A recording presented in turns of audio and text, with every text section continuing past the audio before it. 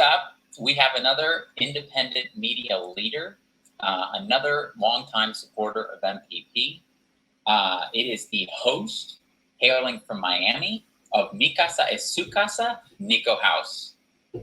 Oh, Niko. Thanks, Nick. I appreciate you guys having me. You all may not know this, but a lot of people ask me on a regular basis, who am I going to vote for? Which party am I going to vote for this election? Actually, generally, people tell me who I better vote for or else. But, I usually pose a few questions to them. So I ask them when they say, well, who are you going to vote for? I said, well, it depends which one of them spoke up for the indigenous Americans at Standing Rock.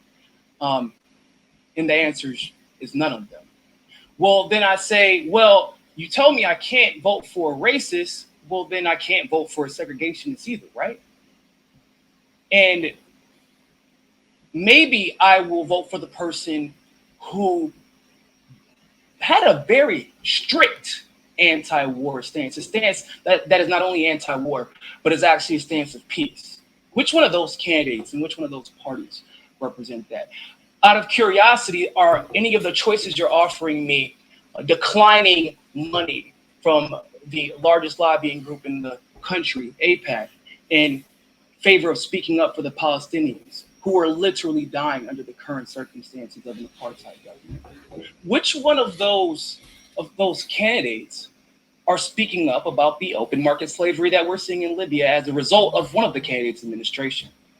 Which one of those candidates in a time of a pandemic is pushing for the most popular policy choice in the country, which is Medicare for all? Which one of those candidates is supporting that? Which one of those candidates in a time of a pandemic is pushing for the solutions that have already been made available overseas, like one that Cuba invented, that has actually led to them defeating, essentially, the COVID-19 virus? Which one of those candidates is denying corporate money and corporate super PACs? Which one of those candidates are speaking up about election integrity and fighting tooth and nail every single day to make sure my vote counts, rather than making a partisan mockery of our vote simply to push their own personal party's agenda? Which one of those candidates is going to speak up for myself as a Black male, not only when it's convenient when they're running for office, but actually putting their money where their mouth is and putting pen to paper for policy that benefits everyone, rather than just the 1% and the elite? And the truth is, when I tell people that, they can't believe that those are the only options left.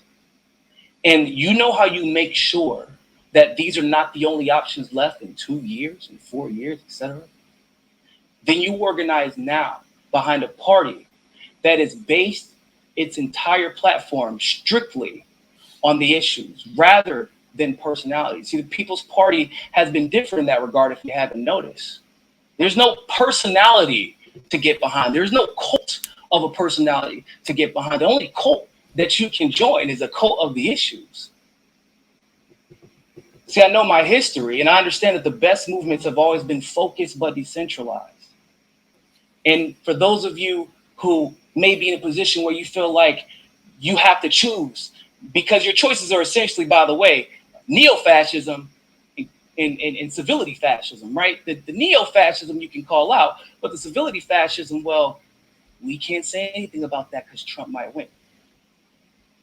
But once again, last time I checked, there was a Democratic president during Standing Rock, during Ferguson, during Baltimore, during Flint. And they're offering you the choice between civility fascism and neo-fascism. Well, I choose the people instead.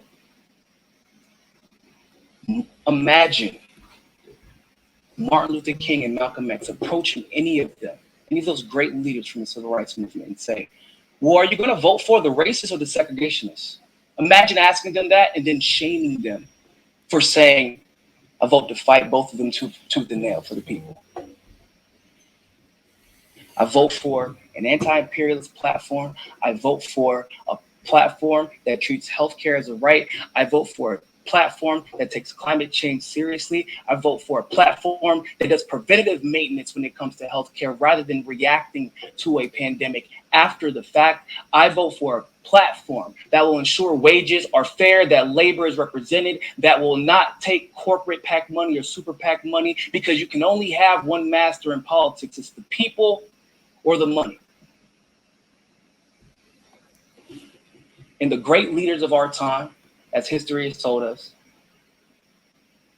will choose the issues every single time, rather than playing to the party, either of the parties of the duopolies. And guess what? That's how we got civil rights. If you all can't remember, Martin Luther King was going to go after anybody who sat foot in that Oval Office.